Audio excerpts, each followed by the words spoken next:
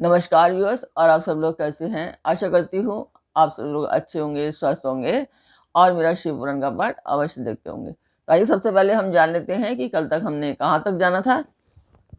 तो कल तक था कि पांचवा नाद वीणा है, जिसे योगी पुरुष ही सदा सुनते हैं देवी। उस वीणा नाद से दूरदर्शन की शक्ति प्राप्त होती है। तो ये जैसा कि आप पिछले पाठ में सुना होगा कि शिव जी और पार्वती आपस में बात कर रहे थे, तो शिव जी पार्वती को समझा रहे थे इस तरह से। तो जो दर्शक नए हैं, मैं बता दूं उनको कि ये मैं एक शुभ कार्य है, मंदिर के लिए कर रही हूँ और इसमें मैं आप सब लोगों को सहयोग चाहती हूँ।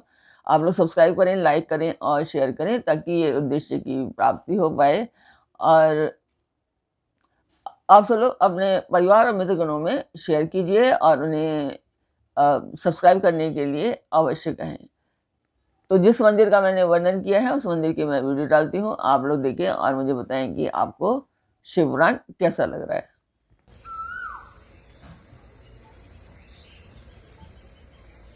मंदिर की वीडियो आपने देखी, आपको पाठ कैसा लग रहा है, आपको शिव पुराण कैसा लग रहा है, ज़रूर बताएं।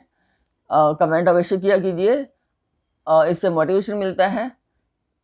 तो अब शुरू करते हैं आज का पाठ। स्वागत करती हूँ मैं आप सभी का अपने इस कार्यक्रम शिव पुराण में।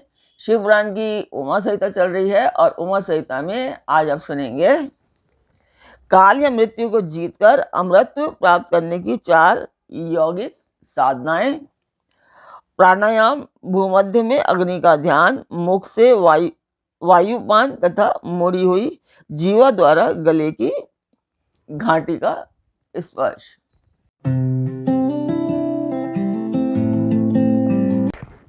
तो पिछले पाठ में भी आपने जाना होगा कि शिव जी पार्वती जी से वार्ता कर रहे हैं, और तो अब पार्वती जी पूछती हैं कि प्रभु, यदि आप प्रसन्न हैं तो योगाकाश जनित वायुपद को बताइए। तो भगवान शिव ने कहा कि सुंदरी, पहले मैंने योगियों के हित की कामना से सब कुछ बताया है, जिसके अनुसार योगियों ने काल पर विजय प्राप्त की थी।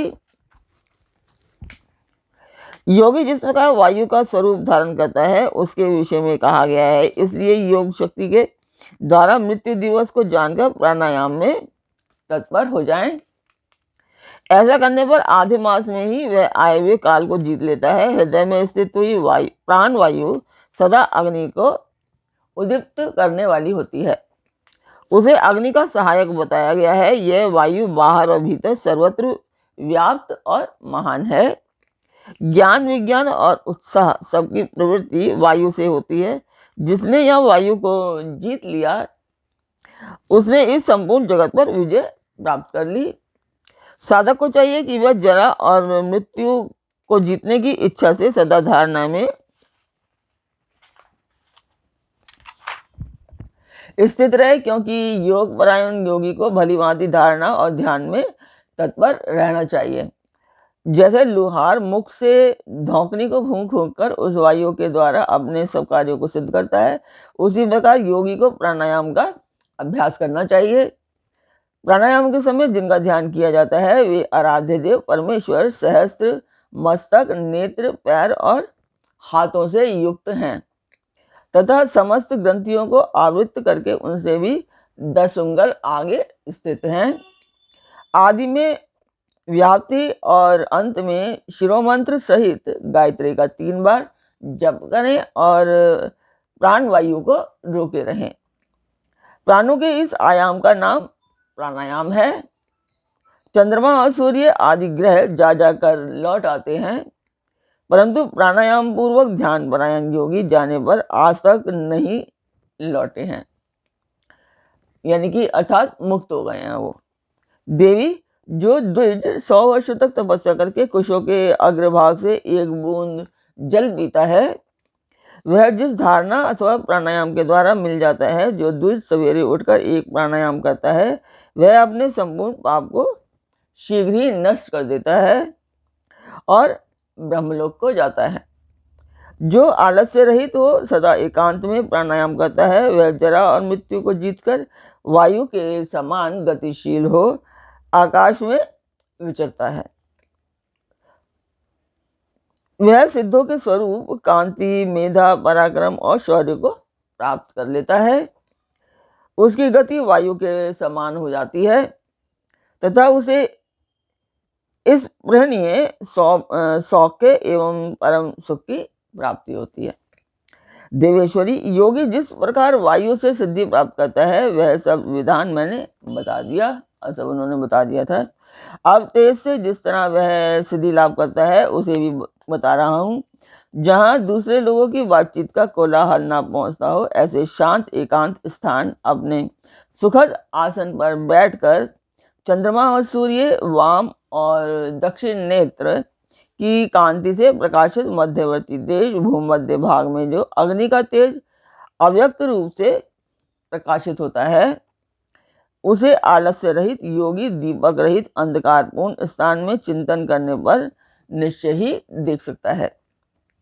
इसमें संशय नहीं है। योगी हाथ की उंगलियों से यत्न पूर्वक दोनों नेत्रों को कुछ कुछ दबाए रखे और उनके तारों को देखता हुआ एकाग्रचित्त से आधे मुहूर्त तक उन्हीं का चिंतन करता रहे।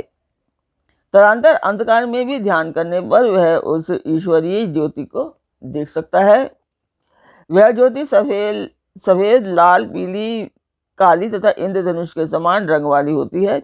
भावों के बीच में ललाटवर्ती बाल सूर्य के समान तेज वाले उन अग्निदेव का साक्षात्कार करके योगी इच्छानुसार रूप धारण करने वाला हो जाता है तथा मनोवांछित शरीर धारण करके क्रीड़ा करता है।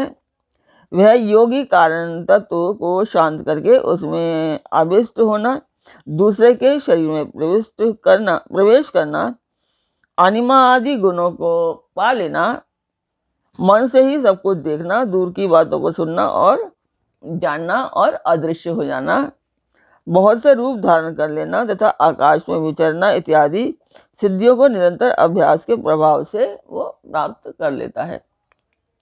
जो अंधकार से परे और सूर्य के समान तेजस्वी हैं, उसी इस महान ज्योतिर्मय पुरुष को मैं जानता हूँ। उन्हीं को जानकर मनुष्य काल या मृत्यु को लांघ जाता है।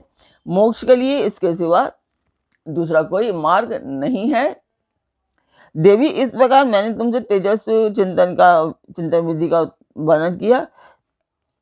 देवी, अब पुनः दूसरा श्रेष्ठ उपाय बताता हूँ जिससे मनुष्य की मृत्यु नहीं होती।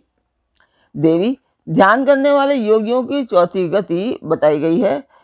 योगी अपनी चित्त को वश में करके यथा योग्य स्थान में सुखद आसन पर बैठे, वह शरीर को ऊंचा करके अंजलि बांधकर चोंच की सी आकृति वाले मुख के द्वारा धीरे धीरे वायु का पान करें।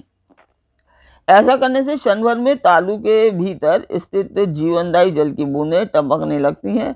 उन बूंदों को वायु के द्वारा लेकर सूंघे। वह शीतल जल अमृत स्वरूप है। जो योगी उसे प्रतिदिन पीता है वह कभी मृत्यु के अधीन नहीं होता, उसे भूख प्यास नहीं लगती, उसका शरीर दिव्य और तेज महान हो जाता है। वह बल में हाथी और वेग में घोड़े की समानता करता है। उसकी दृष्टि गरुड़ के समान तेज हो जाती है और दूर की भी बातें सुनाई देने लगती हैं। उसके केश काले काले और घुंघराले हो जाते हैं तथा अंग कांति गंधर्व एवं विद्याधनों की समानता करती है।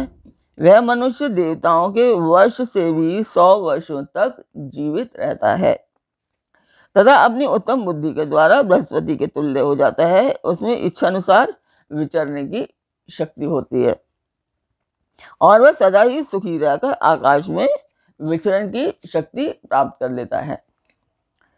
वरानने, अब मृत्यु पर विजय पाने की पुनः दूसरी विधि बता रहा हूँ जिसे देवताओं ने भी प्रयत्न पूर्वक छिपाया है।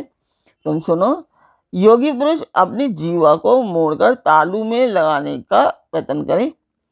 कुछ काल तक ऐसा करने से वह क्रमशः लंबी होकर गले की घाटी तक पहुंच जाती है। तदंतर जब जीवा से गले की घाटी सटती है तब शीतल सुधा का स्राव करती है। उस सुधा को जो योगी सदा पीता है वह अमृतत्व को प्राप्त कर लेता है। तो आज आपने शिव पार्वती की जो वार्ता सुनी, आपको कैसी लगी कमेंट बॉक्स में मुझे अवश्य बताएं। तो आज का पाठ मैं यहीं पर पूर्ण करती हूँ। कल फिर मिलेंगे एक नए पाठ में, एक नई उमंग, एक नई तरंग के साथ। तब तक के लिए आज्ञा दीजिए। ओम नमः शिवाय। जय माता दी।